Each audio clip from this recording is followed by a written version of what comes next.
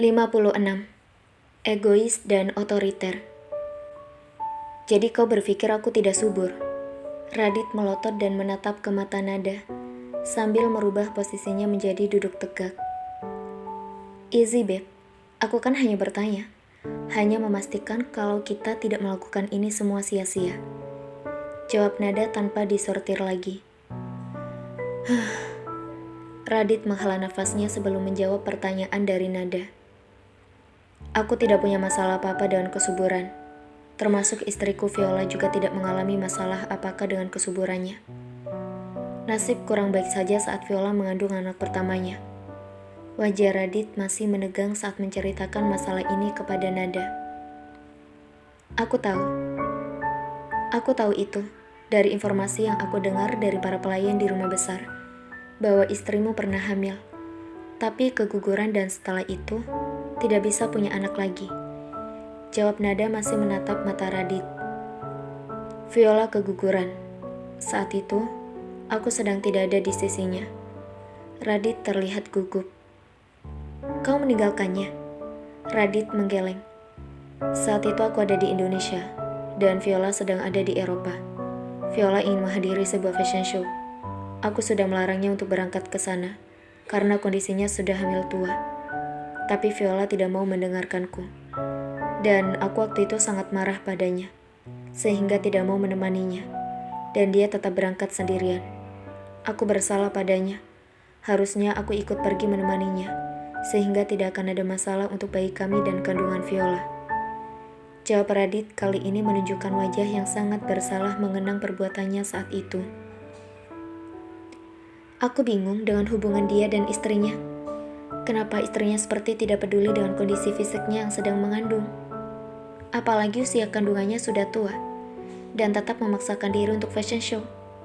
Memangnya karir lebih penting ya daripada keluarga? Kok seperti cari masalah sendiri ya? Dan pria di hadapanku ini baik sekali. Dia tidak menyalahkan istrinya sama sekali. Justru dia menyalahkan dirinya sendiri yang tidak bisa menemani istrinya. Tapi menurutku, dia sepertinya tidak bersalah kalau ada di kondisinya seperti itu. Gumam Nada di dalam hatinya yang merasa tidak wajar dengan apa yang dilakukan Viola. Kenapa kau sangat merasa bersalah? Sudahlah, jangan dibahas lagi. Memang aku yang salah. Aku mau tidur dulu. Mengumpulkan tenagaku untuk nanti siang. Ayo tidur, ajak Radit kepada Nada. Tapi, kamu tidurlah sendiri. Aku mau mengambil handphoneku dan membersihkan tubuhku dulu. Nada ingin beranjak pergi meninggalkan Radit dan melakukan kegiatan lain yang ingin dilakukannya.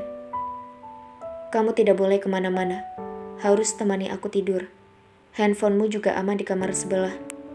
Jawab Radit sambil menarik Nada ke dalam dekapannya kembali. Enak saja kamu mau mengambil handphonemu. Kamu pasti ingin menghubungi pria itu kan? Apa tidak bisa sebentar saja kamu melupakannya? Setelah sekian lama berhubungan tadi, apa yang ada di pikiranmu adalah laki-laki itu? Apakah kau berimajinasi bahwa aku adalah dia? Tidak peduli apa imajinasimu, yang penting aku bisa cepat punya anak darimu. Akhirnya terpaksa Nada harus menemani Radit sampai Radit tertidur.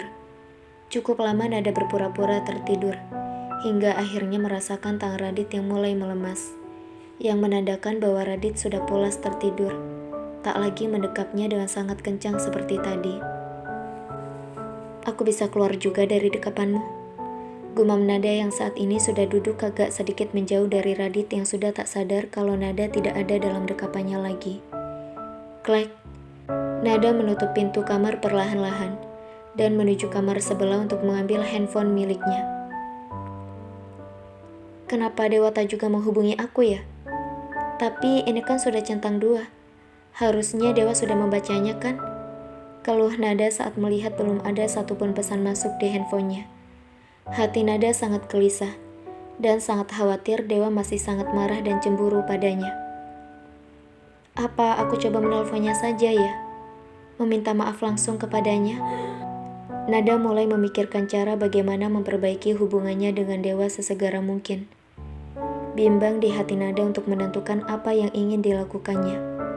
Menelpon atau tidak menelpon? Berkali-kali Nada bolak-balik berjalan mencoba mencari solusi untuk hubungannya dengan Dewa. Tapi belum juga ada titik terang apa yang harus dilakukan olehnya. Baiklah, sudah kuputuskan, aku akan menelpon saja. Klek. Aku menyuruhmu menemaniku tidur kan? Belum sempat Nada menelpon Dewa, Radit sudah membuka pintu kamar dan menyemprot Nada dengan suara yang sangat marah, karena Nada meninggalkannya sendiri. Betul dugaanku. Dia langsung berlari ke handphonenya setelah meninggalkanku. Apa sih hebatnya laki-laki itu dibandingkan aku? Kenapa wanita ini tergila-gila dengan pria bernama Dewa itu? Apa dia sangat baik? Apa dia sangat mencintainya? Hati Radit sangat geram melihat handphone yang ada di tangan Nada, lalu berjalan mendekati Nada dengan langkahnya yang besar, menarik handphone yang ada di tangan Nada, dan mengantonginya di saku jubah mandi milik Radit. Tidak ada lagi telepon. Aku tidak mengizinkanmu mengangkat telepon apapun selama 3 hari kita di sini. Aku tidak mengizinkanmu untuk menghubungi siapapun selama kita di sini. Radit bicara tanpa senyuman, dan sangat garang di hadapan Nada.